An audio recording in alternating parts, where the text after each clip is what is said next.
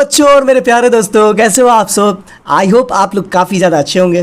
तो आज हम लोग जो है CHSL, SSC और MTS में प्रीवियस ईयर में पूछे गए जितने भी बायोलॉजी के क्वेश्चन हैं उनको हम लोग डिटेल में डिस्कशन करने जा रहे हैं। अगर आपको ये कंटेंट काफ़ी वैल्यूएबल लगता है तो आप मेरे चैनल को सब्सक्राइब कर सकते हैं। अगर आप मेरे चैनल पर नए आए हैं तो सब्सक्राइब कीजिए, वीडियो अच्छा लगे तो लाइक कीजिए, और अगर और ज़्यादा अच्छा लगे तो आप इसे शेयर भी कर सकते हैं। तो चलिए वीडियो में हम लोग आगे बढ़ते हैं। तो आज का जो पहला क्वेश्चन है जो प्रीवियस ईयर में पूछा हुआ है वो है name the gland that controls the function of other endocrine gland. तो एंडोक्राइन ग्लैंड किसको कहते हैं? एंडोक्राइन ग्लैंड जो है वो ग्लैंड है जो हार्मोन्स का सिक्रीशन करता है। किसका सिक्रीशन करता है ये? तो हार्मोन्स का सिक्रीशन करता है। तो यहाँ पे ऑप्शन है तो अब डायरेक्ट आंसर ही बोल देता हूँ मैं, ठीक है। तो आंसर है इसका डी, पिट्यूटरी ग्लैंड। अब देखिए पिट्यूटरी के बारे में कुछ पॉइंट्स है जो आप लोगों को याद कर लेना चाहिए, जो कि हो सकता है कि आगे इससे क्वेश्चन पूछ सकता है। तो पिट्यूटरी को हम लोग मास्टर ग्लैंड भी कहते हैं। क्यों? क्योंकि ये अदर ग्लैंड्स के फंक्शन को कंट्रोल करता है, ठीक है। पिट्यूटरी ग्लैंड जो है ये ऑलमोस्ट पी के साइज़ का होता है, एक मटर जो होता है ना उसके साइज़ का होता है। और ये कहाँ होता है? तो आपको याद रखना है कि एक हॉलो बोनी कैविटी है। उस कैविटी का नाम यहाँ तो नहीं दिया है लेकिन हम बता देते हैं आप लोग को। उस कैविटी का नाम है सेला टर्सिका, जो कि स्कल के स्फेनोइड बोन में होता है। और ये स्फेनोइड बोन जो है वो आपके कनपट्टी के आसपास की हड्डी को कहते हैं, तो वहाँ पे ये पाया जाता है, ठीक है। तो स्टॉक से ये कनेक्टेड होता है ब्रेन से। तो अगला क्वेश्चन देखते हैं हम लोग। नेक्स्ट क्वेश्चन है कि which cell in our body are popularly called soldiers of the human body. Human body के लिए सोल्जर किस सेल को कहा जाता है? तो आपको याद रखना है कि यहाँ पे जो है ऑप्शन डी इसका करेक्ट आंसर हो जाएगा, वाइट ब्लड सेल। तो चलिए वाइट ब्लड सेल के बारे में हम लोग देख लेते हैं कि क्या है। तो वाइट ब्लड सेल जो है इसको सोल्जर कहते हैं, साथ ही साथ इसका नाम है ल्यूकोसाइट। याद रखिएगा, ल्यूको वर्ड का मतलब होता है वाइट और साइट वर्ड का मतलब होता है सेल, ठीक है। तो ये वाइट ब्लड सेल है। White blood cells are part of human immune system. ये ह्यूमन इम्यून सिस्टम का पार्ट है। और इम्यूनिटी प्रोवाइड करने में अगर बात की जाए तो सबसे ज़्यादा इंपॉर्टेंट है टी सेल्स और बी सेल्स, ठीक है। तो आपको याद रखना है लिम्फोसाइट्स जो है WBC का एक टाइप है, उसी का ये टाइप है टी और बी, और यही आपको इम्यूनिटी प्रोवाइड करता है, ठीक है। They help the body fight infection and other diseases. याद रखिएगा इसको। Type of white blood cells are granulocyte. याद रखिएगा ये दो तरीके का होता है, एक होता है ग्रैनुलोसाइट और एक होता है ए ग्रैनुलोसाइट। अगर ये सेल्स के नाम आपको याद हो जाते हैं तो अच्छी बात है, और अगर याद नहीं होता है तो आप मुझे कमेंट में बता सकते हैं। इसके लिए मैं किसी वीडियो में ट्रिक भी बना दूंगा, तो वो आप लोग के लिए हो जाएगा, क्योंकि ये वीडियो लंबा हो जा रहा है इसीलिए ज़्यादा डिस्कशन हम लोग नहीं कर रहे हैं, ठीक है। चलिए आगे बढ़ते हैं हम लोग। नेक्स्ट क्वेश्चन है the amount of light entering into the I can be controlled and regulated by. Amount of light जो है आई में जब आता है तो उसको कंट्रोल करने के लिए कौन सा माध्यम है? तो आपको याद रखना है कि यहाँ पे प्यूपिल जो है यही कंट्रोल करता है अमाउंट ऑफ लाइट को। तो प्यूपिल क्या है? तो ये एक छोटा सा छेद है आइरिस के आसपास का, ठीक है। That regulates the amount of light entering the eye. Pupil can expand और contract to control the amount of light. इसी को हम लोग बोलते हैं एकोमोडेशन, ठीक है। अगर आप अंधेरे के कमरे से अगर उजाले वाले में जाएं या उजाले वाले कमरे से अंधेरे में आते हैं तो थोड़ा समय लगता है देखने में हम लोग को। वो क्यों लगता है? क्योंकि साइज़ जो है वो प्यूपिल अपना एडजस्ट कर रहा होता है। तो चलिए नेक्स्ट क्वेश्चन देखते हैं हम लोग। अब देखिए यहाँ जो क्वेश्चन है ये है मिथुन है एक कैटल ब्रीड जो कि कहाँ पाया जाता है, ठीक है। तो मिथुन जो है इसका आंसर हो जाएगा अरुणाचल प्रदेश, ठीक है। Mithun is a cattle which is found in Arunachal Pradesh. Answer इसका है mithun is also known as cattle of mountain. पर्वतों का ये पशु माना जाता है मिथुन को। It is important bovine species of north eastern hill region of India and also China. ये इंडिया में पाया जा रहा है, चाइना में पाया जा रहा है, म्यांमार में है, भूटान में है और बांग्लादेश में। इन सारी जगहों पे इसका पालन किया जाता है। This magnificent massive bovine is presently Rudyard under free range condition in the hill forest eight altitude. ये अप्रॉक्सीमेटली देखा जाए तो 1000 से 3000 मीटर से समुद्र तल से 1000 से 3000 मीटर ऊंचाई पे इसका कल्टीवेशन मतलब इसका जो रियरिंग है वो किया जाता है, ठीक है। तो मिथुन जो है एक तरीके का बोला जाए तो एक भैंस का प्रजाति है, ठीक है। नेक्स्ट देखिए क्वेश्चन नंबर 5 है which of the following has the highest protein content पर ग्राम। आपको याद रखना है ये प्रोटीन का पर ग्राम जो कंटेंट है ये पूछता रहता है एग्जाम में, तो इसको आप लोग को एकदम याद ही रख लेना है। तो यहाँ चारों में सबसे ज़्यादा कंटेंट किस में होता है? सोयाबीन में। तो सोयाबीन जो है इसमें याद रखना है the nutrition facts of 3.5 ounce सोयाग्रीम। 3.5 आउंस सोयाग्रीम में अगर 100 ग्राम बॉइल्ड सोयाबीन खाते हैं आप, ठीक है, तो इतना प्रोटीन आपको मिलता है, ठीक है। 16.6 ग्राम प्रोटीन जो है वो मिलता है इसमें क्या क्या होता है तो ये देख लीजिए, 16.6 ग्राम प्रोटीन होता है, 9.9 ग्राम कार्बोहाइड्रेट है, शुगर का वैल्यू दिया हुआ है, फाइबर दिया हुआ है, फैट दिया हुआ है। तो आपको बेसिकली प्रोटीन, कार्बोहाइड्रेट और फैट का वैल्यू याद रख लेना है आप लोगों को, कार्ब का, फैट का, प्रोटीन का वैल्यू याद रख लेना है, सबसे ज़्यादा इसी में होता है। लेकिन एक चीज़ यहाँ पे और भी हम बता देते हैं आप लोगों को कि अगर मेल ज़्यादा सोयाबीन का कंटेंट करता है कंज्यूम, तो उसके बॉडी में इस्ट्रोजन नाम का हार्मोन जो है ये हावी हो जाता है, और उसके कारण मेल में ब्रेस्ट के डेवलपमेंट का खतरा भी बना रहता है। इसीलिए रेगुलर ज़्यादा से ज़्यादा कंज्यूम नहीं करना चाहिए सोयाबीन को, आप लोग को ध्यान में रखना है। अगला क्वेश्चन है, which hormone leads to the expulsion of milk from breast. Female के ब्रेस्ट से मिल्क जब निकलता है तो उसको निकलने में कौन हेल्प करता है, कौन सा हार्मोन है जो कि हेल्प करता है इसको निकलने में। तो याद रखना है आपको, एस्ट्रोजन जो है, एस्ट्रोजन नहीं, यहाँ पे ऑक्सीटोसिन हो जाएगा, ठीक है। तो ऑक्सीटोसिन जो है यहाँ पे हेल्प करता है, ये मिल्क इजेक्टिंग हार्मोन भी बोलते हैं इसको, मिल्क इजेक्टिंग हार्मोन भी इसको बोलते हैं, साथ ही साथ इसको बर्थ हार्मोन भी बोलते हैं। तो ये दोनों नाम इसका है। प्रोलैक्टिन जो है ये मिल्क के फॉर्मेशन में हेल्प करता है, जो कि पिट्यूटरी से निकलता है, ठीक है। ऑक्सीटोसिन जो है ये टाइनी मसल्स को कॉन्ट्रैक्ट करता है ताकि मिल्क बाहर आ जाए, ठीक है। तो याद रखना है आंसर जो इसका हो जाएगा, देखिए यहाँ प्रोलैक्टिन आंसर इसका गलत है, इसका आंसर हो जाएगा ऑक्सीटोसिन। मिल्क को इजेक्ट कराने के लिए ऑक्सीटोसिन ही काम करता है, प्रोलैक्टिन मिल्क का प्रोडक्शन में हेल्प करता है। तो इसका ये आंसर ऑप्शन बी गलत है, आंसर होगा ऑप्शन डी। चलिए आगे बढ़ते हैं हम लोग। क्वेश्चन नंबर 7 है, which of the following is communicable disease. कौन है जो कम्युनिकेबल है, जो ट्रांसमिशन से फैल सकता है। आंसर हो गया मीजल्स इसका, ठीक है। डायबिटीज़ डिफिशियंसी डिजीज़ है, अस्थमा भी जो है एक तरीके का देखा जाए तो ब्रोंकाइटिस वगैरह जो है वो सूजन के कारण होता है। स्कर्बी जो है वो होता है विटामिन सी के कारण, ठीक है। विटामिन सी अगर नहीं रहे आपके बॉडी में तो हो सकता है, ठीक है। तो आंसर जो इसका हो जाएगा ऑप्शन सी मीजल्स होगा। कम्युनिकेबल डिजीज़ होता है ये, और ये it is serious childhood disease caused by virus, virus से ये होता है, मीजल्स वायरस से। It is spread by coughing, अगर कोई छींकता है, कोई खांसता है, या बात करते दौरान भी अगर थूक वगैरह जो है वो अगर नॉर्मल पर्सन के पास चला जाए तो ये फैल सकता है, ठीक है। और इसमें होता क्या है, तो इसमें माइल्ड फीवर होगा, नाक बहना हो सकता है, कफ हो सकता है, ये सब इसका सिम्टम है। क्वेश्चन नंबर 8 देखते हैं। क्वेश्चन नंबर 8 में है विच, अब देखिए यहाँ पे कह रहा है dash is the branch of zoology concern with the study of amphibians. Amphibians के स्टडी को क्या कहते हैं हम लोग, तो आपको याद रखना है हर्पिटोलॉजी बोलते हैं इसको, याद रखना है आप लोगों को। Herpetology is the branch that deals with the study of amphibians. Ethology behaviour को, एनिमल बिहेवियर के लिए होता है। मैमोलॉजी क्या होता है, तो स्टडी ऑफ मैमल्स, मैमल्स के लिए।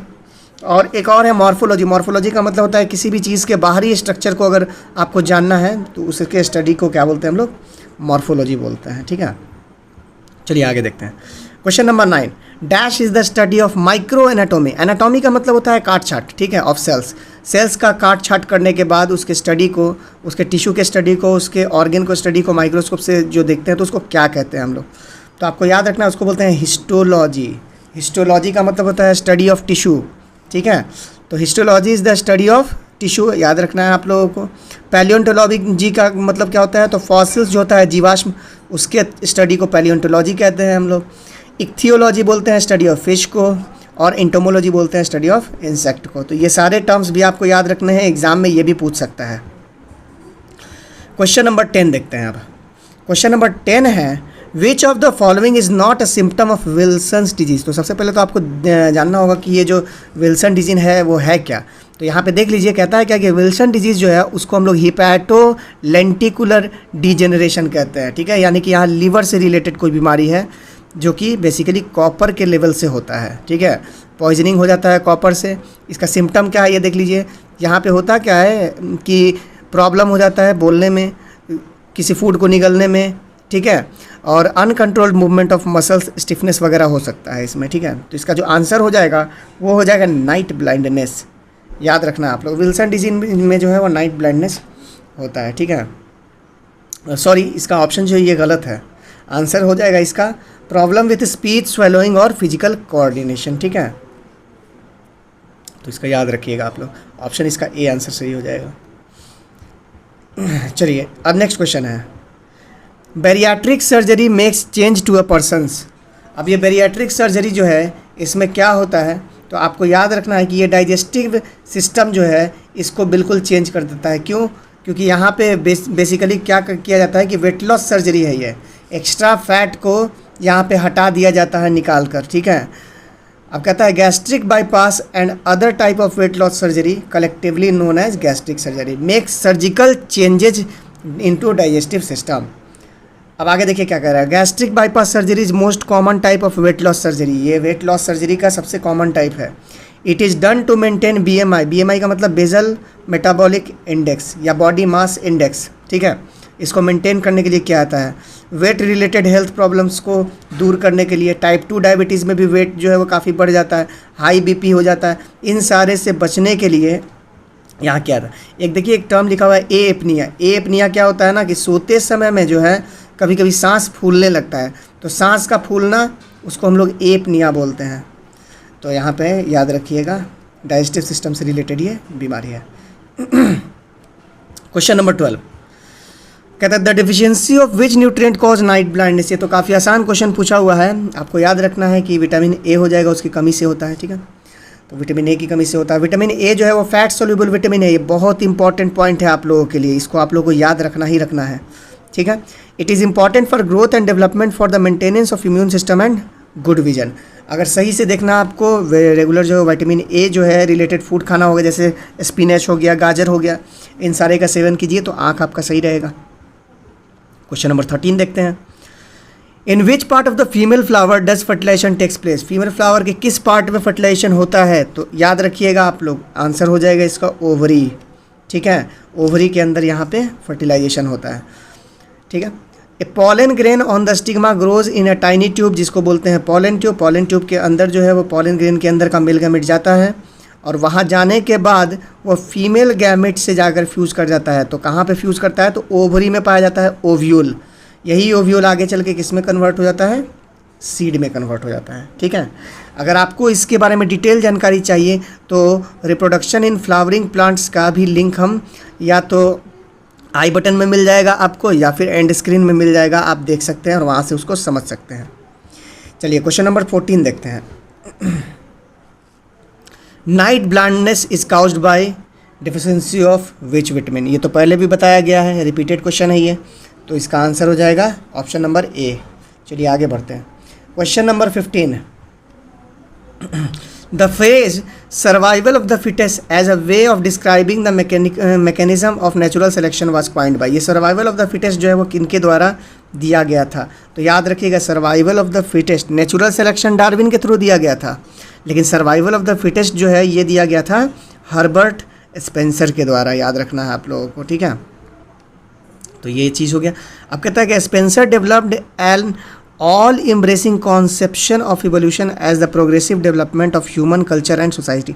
कहा गया है क्या कि इवोल्यूशन जो है वो प्रोग्रेसिव होता है हमेशा, कभी ये इवोल्यूशन बैक की तरफ नहीं जा सकता है, ठीक है। और ये कॉइन किया गया था किसके लिए, तो ये कॉइन किया गया था हर्बर्ट स्पेंसर के लिए, तो आपको याद रखना है। नेक्स्ट क्वेश्चन है DNA is stored majorly in of the cell. ये कहाँ पे पाया जाता है, तो अगर बात किया जाए तो देखिए यहाँ पे ये जो क्वेश्चन है वो क्लियर नहीं किया है, तो हम क्लियर कर देते हैं। अगर प्रोकैरियोटिक सेल बोला तो साइटोप्लाज्म में DNA होगा, लेकिन यूकैरियोटिक सेल में DNA जो है वो कहाँ होता है, तो ये होता है न्यूक्लियस में, ठीक है। तो आंसर हो जाएगा इसका nucleus. Mainly DNA is stored in cell nucleus but small amount of DNA also present in mitochondria. Plant में अगर हुआ तो माइटोकॉन्ड्रिया क्लोरोप्लास्ट दोनों में मिलेगा, लेकिन एनिमल में केवल और केवल माइटोकॉन्ड्रिया में ही बाहर मिलेगा, न्यूक्लियस के बाहर। DNA जो है हेरिडिटरी मटेरियल है जो मदर फादर के कैरेक्टर को बाकी बच्चों में ट्रांसफ़र करता है। The important property of DNA is that it replicates, इसमें कॉपी होता है हमेशा, ठीक है। याद रखिएगा ये इसका इंपॉर्टेंट चीज़ है, ठीक है। जो बायोलॉजी से स्टूडेंट होंगे उनको तो ईजिली याद हो जाएगा, लेकिन जो लोग बायोलॉजी बैकग्राउंड से नहीं हैं उनके लिए ये पढ़ना काफ़ी इंपॉर्टेंट हो जाता है, ठीक है।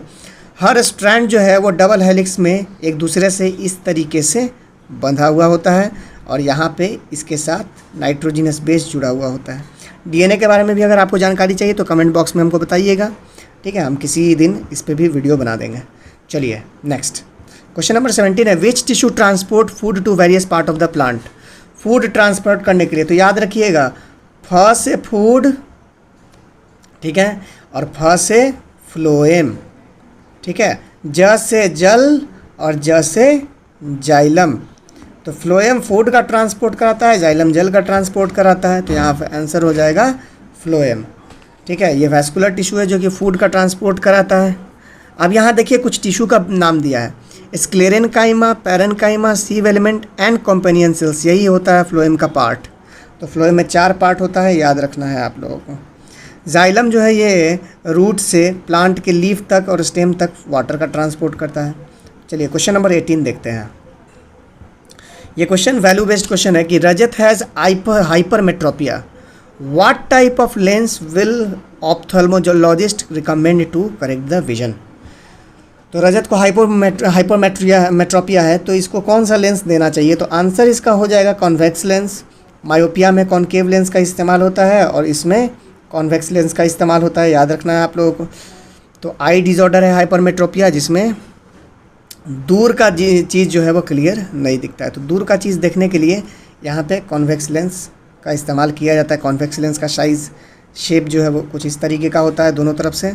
Convex lens is used to cure hypermetropia, it can also be cured by laser surgery, इसको लेजर सर्जरी से भी क्योर किया जा सकता है। नेक्स्ट क्वेश्चन देखिए, both haemoglobin and myoglobin are dash for formation.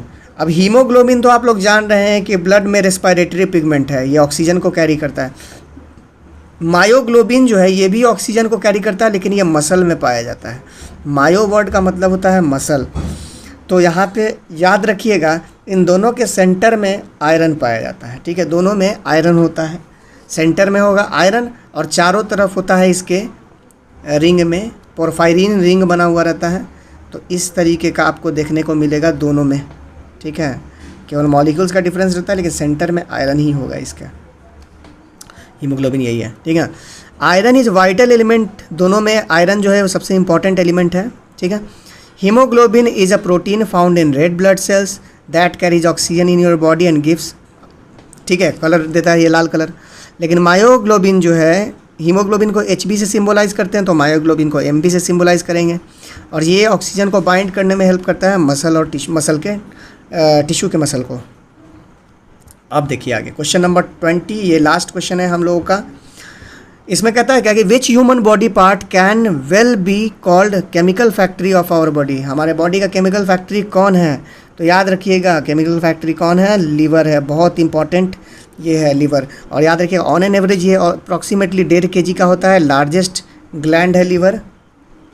The liver is called chemical factory of our body, it is called so because it receive substances and converts them into essential, अलग अलग तरह का substance के liver के अंदर आता है और उसको इंपॉर्टेंट केमिकल्स में कन्वर्ट करके लीवर पूरे बॉडी में सप्लाई करता है। The liver is also responsible for filtering toxic substances, toxic substance जो ब्लड में है उसको वो फिल्टर करता है। यहीं पे याद रखिएगा लीवर जो है यूरिया का सिंथेसिस करता है, ये भी कई एक बार एग्जाम में पूछ देता है, तो लीवर जो है वो यूरिया का सिंथेसिस करता है। तो आज के लिए यही 20 क्वेश्चंस थे। आई होप ये जो 20 क्वेश्चंस हैं आप लोगों के लिए वैल्यू प्रोवाइड कर रहे होंगे, इंपॉर्टेंट है, इसको आप पढ़िए, बार बार पढ़िए, वीडियो देखिए और याद करने की कोशिश कीजिए। इस चीज़ का अगर PDF आपको चाहिए तो आप हमको जो है कमेंट बॉक्स में बताइएगा, हम PDF भी आप लोगों को देंगे। आप ज़्यादा चीज़ जानने के लिए आप मेरे साथ टेलीग्राम पे भी जुड़ सकते हैं, टेलीग्राम का लिंक भी आपको मिल जाएगा डिस्क्रिप्शन बॉक्स में, तो वहाँ से भी आप टेलीग्राम चैनल को ज्वाइन कर सकते हैं। अगर आप लोगों को ये वीडियो अच्छा लगा है तो आप जो है इसको सब्सक्राइब कीजिएगा। हम लोग मिलते हैं नेक्स्ट क्लास में, तब तक पढ़ते रहिए, मस्ती से रहिए, टेक केयर।